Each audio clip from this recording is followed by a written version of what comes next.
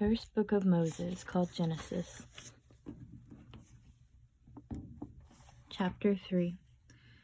Now the serpent was more subtle than any beast of the field which the Lord God had made. And he said unto the woman, Yea, hath God said, Ye shall not eat of every tree of the garden? And the woman said unto the serpent, We may eat of the fruit of the trees of the garden. But of the fruit of the tree which is in the midst of the garden God hath said, Ye shall not eat of it, neither shall ye touch it, lest ye die. And the serpent said unto the woman, Ye shall not surely die, for God doth know that in the day ye eat thereof, then your eyes shall be opened, and ye shall be as gods, knowing good and evil. And when the woman saw that the tree was good for food, and that it was pleasant to the eyes, and a tree to be desired to make one wise, she took of the fruit thereof, and did eat, and gave also unto her husband with her, and he did eat. And the eyes of them both were opened, and they knew that they were naked. And they sewed fig leaves together, and made themselves aprons. And they heard the voice of the Lord walking in the garden in the cool of the day.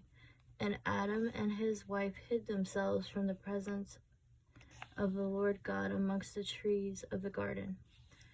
And the Lord God called unto Adam, and said unto him, Where art thou?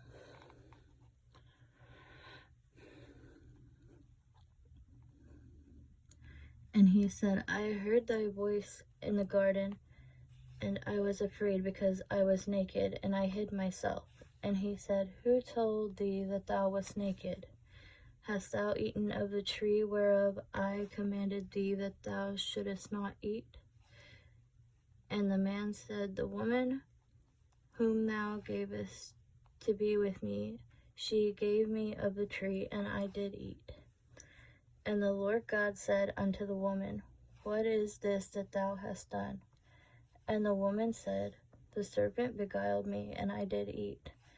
And the Lord God said unto the serpent, Because thou hast done this, thou art cursed above all cattle, and above every beast of the field.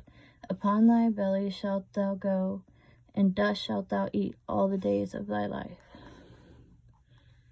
And I will put enmity between thee and the woman, and between thy seed and her seed. It shall bruise thy head, and thou shalt bruise his heel. Unto the woman he said, I will greatly multiply thy sorrow and thy conception. And sorrow thou shalt bring forth children, and thy desire shall be to thy husband, and he shall rule over thee.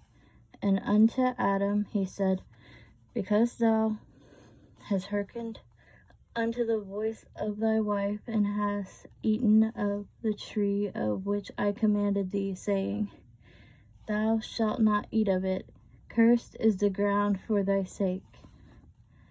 Sorrow shalt thou eat of it all the days of thy life.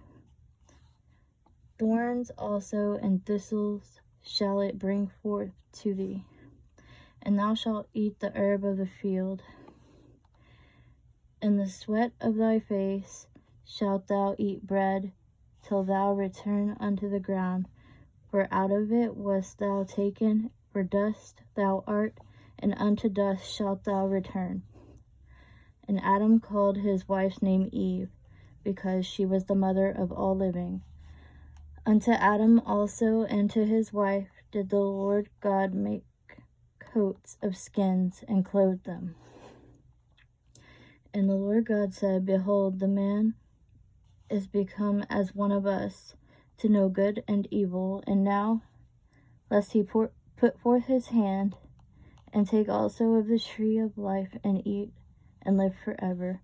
Therefore the Lord God sent him forth from the Garden of Eden, to till the ground from whence he was taken.